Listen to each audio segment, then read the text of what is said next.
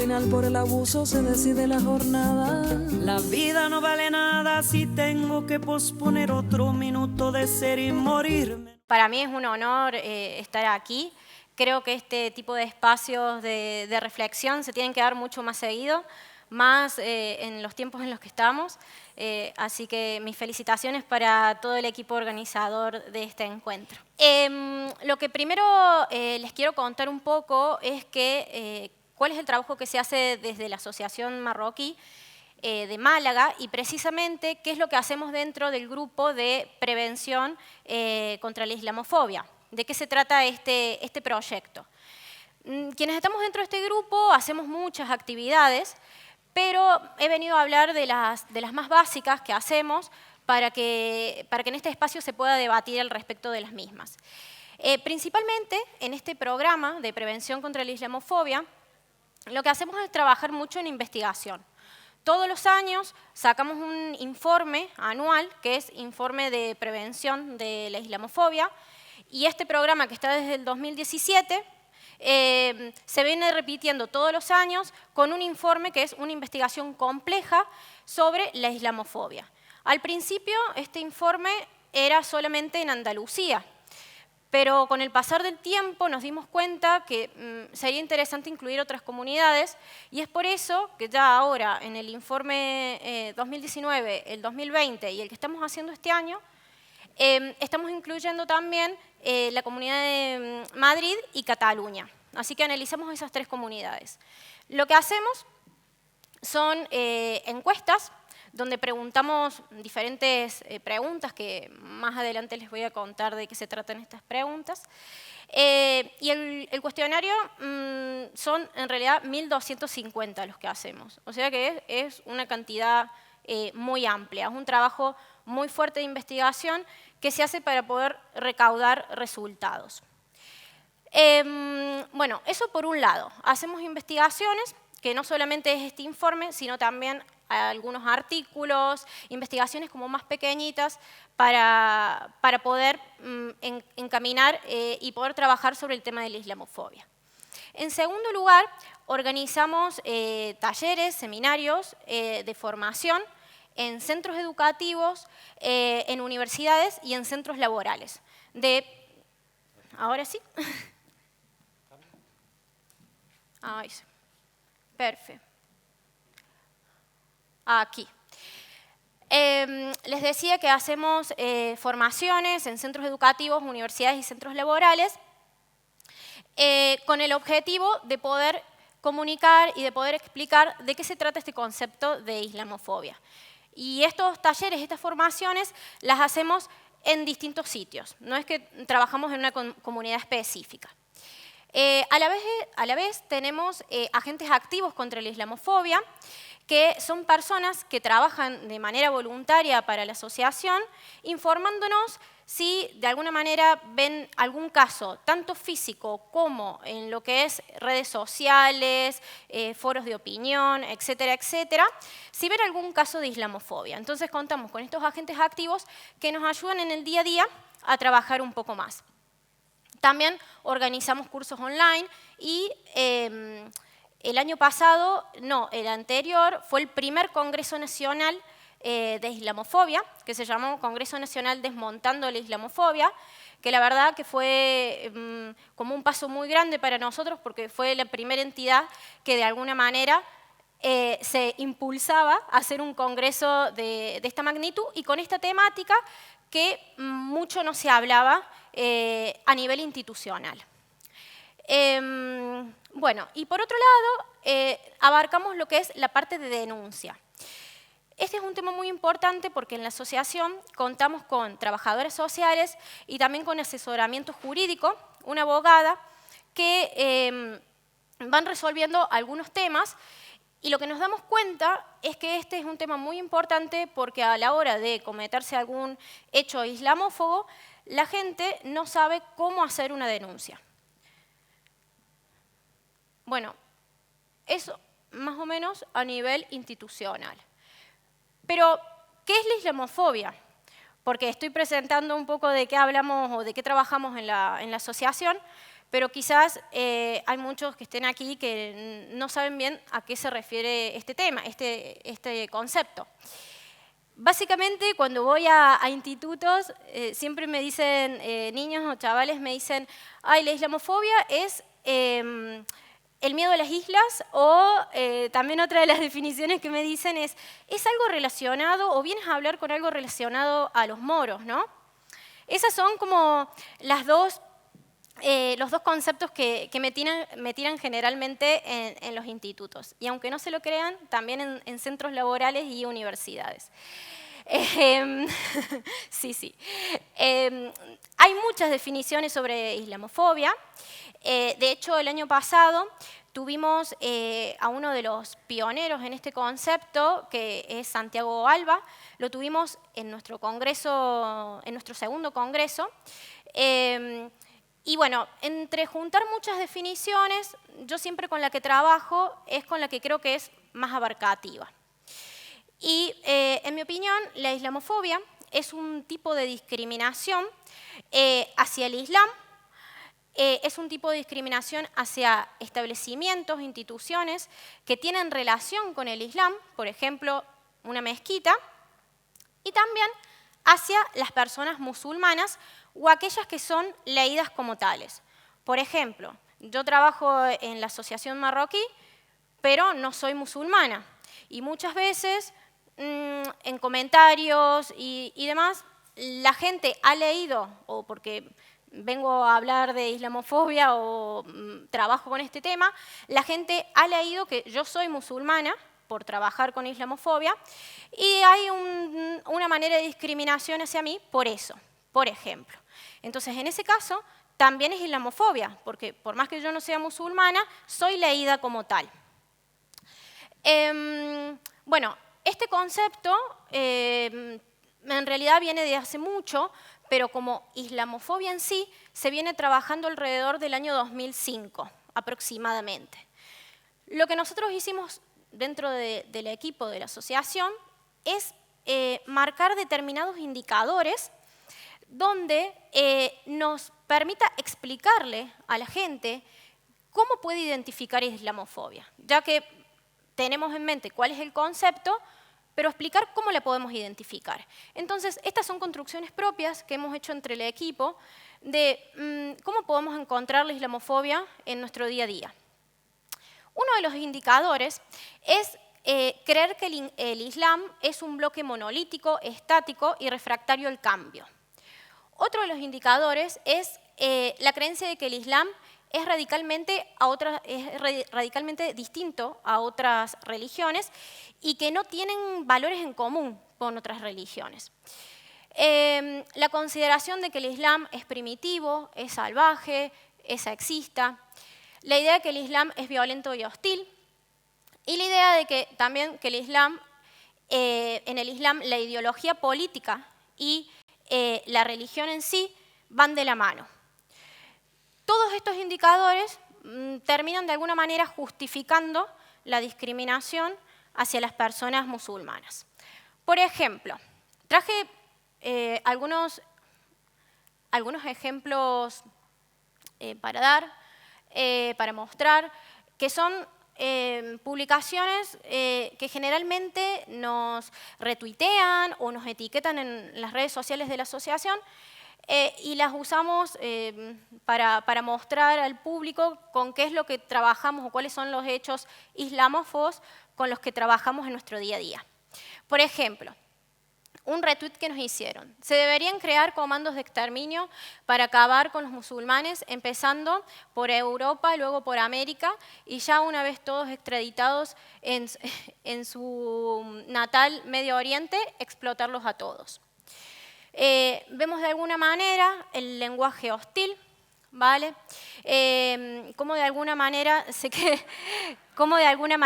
quiere causar impresión en una asociación que trabaja con personas musulmanas, llamar nuestra atención desde el discurso de odio, ¿vale? Y bueno, y un montón de términos que vamos identificando con estos identificadores que nombré anteriormente, como de relacionar a los musulmanes con el terrorismo, al hablar de explotarlos a todos, estas frases tan fuertes, ¿no? Que vamos encontrando en el día a día en nuestro trabajo. Otra de las publicaciones, por ejemplo, es esta en el Ramadán, que ahora también con esto de que ya empezó el Ramadán, el año pasado que hicimos una investigación específica de esto para ver la discriminación que había durante el Ramadán, bueno, nos encontramos con que nos etiquetan o muchas veces nos retuitean en muchas publicaciones como de este tipo, ¿vale? Donde vemos unos bocadillos de chorizo y específicamente se dice para los del Ramadán, ¿vale? Bueno, como estas, un montón de otras publicaciones donde se ven claros los indicadores anteriormente explicados. Bueno, otra publicación, traje un montón de ejemplos, pero estaría hasta la noche hablando, pero voy a tratar de resumir. Traje otro ejemplo de otra de las publicaciones que nos hicieron ahora en la semana, relacionado bueno, con la Reconquista, con procesos también históricos que vienen desde hace tiempo y que de alguna manera los vienen a debatir, pero con un lenguaje hostil en época de Ramadán. Bueno, muchas de las cosas que se van encontrando, el pensar que todas las personas musulmanas tienen la misma ideología, pensar que todas las mujeres musulmanas son sumisas, pensar que todos los árabes son musulmanes. Es decir, que hay conceptos que no están muy claros. Estos temas, o mejor dicho, estos indicadores los vamos trabajando en las investigaciones que hacemos. Entonces, por ejemplo, en este momento estamos trabajando con una investigación que se llama Mujeres tras el velo, y en esa investigación estamos haciendo 500 entrevistas en profundidad a diferentes mujeres musulmanas para ver cómo sufren el tema de la islamofobia. Y muchas veces en los testimonios me encuentro con que las mujeres me dicen que paseando por la misma calle le gritan, vuélvete a tu país. Y que la persona se da vuelta y le dice, mi país es España. ¿Por qué? Porque está ese concepto de que todas las personas que son musulmanas se las relaciona con la inmigración. Es decir, bueno, si tienes velo, si llevas hijab y estás caminando por la calle, seguramente no eres de aquí. Lo relacionan con un acento lingüístico distinto, estas personas no hablan español, estas personas no viven en España, ¿vale? Y también lo relacionan con su procedencia, su origen. Son personas que no son de aquí. Este tipo de violencia la vemos no solamente a nivel físico, sino también a nivel internet. Lo vemos en las redes sociales, en los foros de opinión, etcétera, etcétera.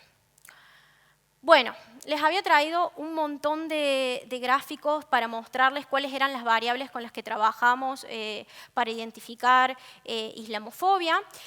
Y los invito, por falta de tiempo, a ver la página islamofobia.es, que allí colgamos todas las investigaciones que realizamos, mostramos cuáles son las variables con las que trabajamos, también hay testimonios, que digamos que se van a encontrar con mucho material del cual hoy tengo que resumir por una cuestión de tiempo. Pero, por ejemplo, que trabajamos con variables como la aceptación y el rechazo de la construcción de una mezquita en el barrio.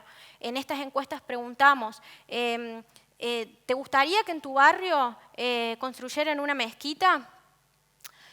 ¿Te gustaría que en tu barrio construyeran un cementerio islámico?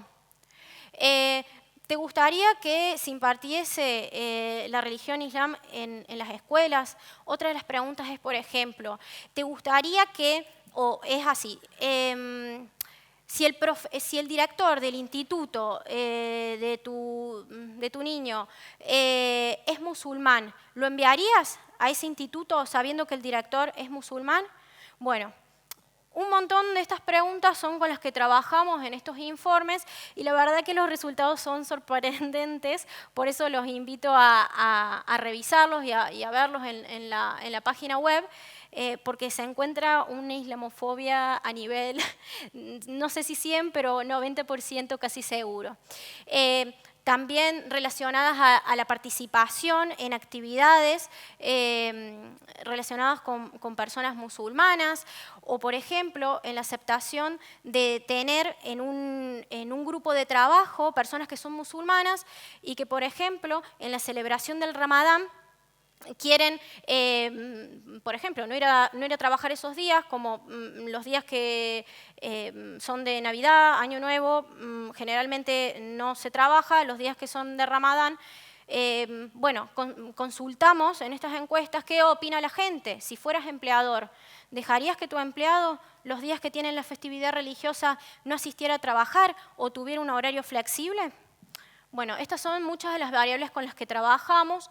Y aquí les había traído, bueno, muchos datos para mostrarles cómo se hacía explícita la islamofobia. Bueno, y para ir resumiendo, para dar lugar al debate, lo último que les quiero mostrar es otra de las investigaciones que hicimos que tenía que ver con islamofobia en los medios de comunicación. En este caso, analizamos 5 periódicos digitales españoles y lo hicimos durante la época del Ramadán. Esto fue el año pasado, que era la primera vez que se daba también, por todo lo que implicó la pandemia, era la primera vez que se daba el confinamiento en esta fiesta religiosa. Y en esta investigación nos fuimos encontrando con distintas características negativas, como por ejemplo el uso de generalizaciones y intensificadores discursivos, como los que van a ver ahí, hablando de todos los musulmanes, como que todos entran, como decimos en Argentina, todos entran en la misma bolsa, ¿sí? Como que se generaliza y a la vez al generalizar se utilizan intensificadores discursivos. El uso exagerado y no fundamentado de fuentes. Esto es, por ejemplo, como aquí, su mensaje no ha caído nada bien a millones de cristianos, sin decir cuál fue la fuente oficial o por qué este dato de millones o más de 39.000, cuál es la fuente que sustenta esto. Bueno, y también otra característica, la demonización de la religión, bueno, con hechos más específicamente islamófobos. Algunas formas predominales o situaciones de enunciación en la cita entre un ellos y un nosotros, ellos son distintos a nosotros, que se encuentran en gran cantidad, ¿vale?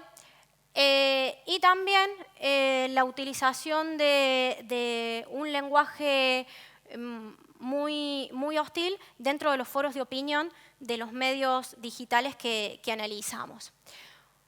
Bueno, la consideración de que esto es un delito de odio, aquí las leyes que lo sustentan.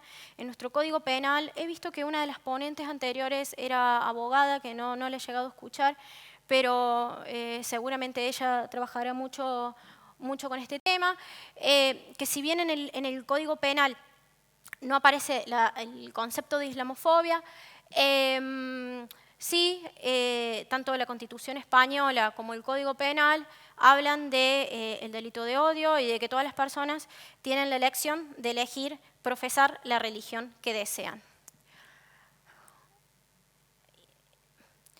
Y para terminar, final, ¿qué hacer en caso de islamofobia? Ya vimos que hay fuentes, hay investigaciones que nos sustentan que la islamofobia existe tanto a nivel física como a nivel no física, como la ciberislamofobia, ¿vale? Entonces, en esos casos, el tema es informar, ir a un centro médico, hacer la denuncia. Las fiscalías de odio existen en todas las provincias y poder recurrir a la Policía Nacional, a la Guardia Civil y al Juzgado de Guardia. En el caso de las personas que están en situación irregular, siempre nuestro consejo es recurrir a la Guardia Civil y al Juzgado de Guardia sin recurrir de primera mano a la Policía Nacional, en el sentido que pueden iniciar una orden para expulsar a esa persona en caso que esté en una situación irregular. Y bueno, aquí en una caricatura, era en unas viñetas explicar un poco cómo hacer en caso de que vemos, si en la calle que hay una situación de islamofobia, cómo denunciarla, cómo hacerlo también a través de nuestras redes sociales, evitar compartir esas publicaciones, tratar de hablar con la persona que hizo esa publicación, recurrir también a colegios profesionales. Y de hecho nosotros tenemos una app que es de islamofobia, donde si en algún momento se llega a ver algo en la calle, alguna situación de islamofobia, poder descargar esta app y de esta manera tener contacto con la asociación y que podamos asistir a esta persona. Nuestra muestra es todos, básicamente. No tenemos ningún tipo de público particular. Es más, para mandar los cuestionarios, estos 2 últimos años que nos tocó confinamiento, lo que hacíamos es mandarlos a distintos grupos que nosotros consideramos de personas que eran tolerantes y de personas o instituciones que no consideramos que la tolerancia estaba dentro de su vida diaria, para poder encontrarnos con un poco de todo y no sesgar a la población.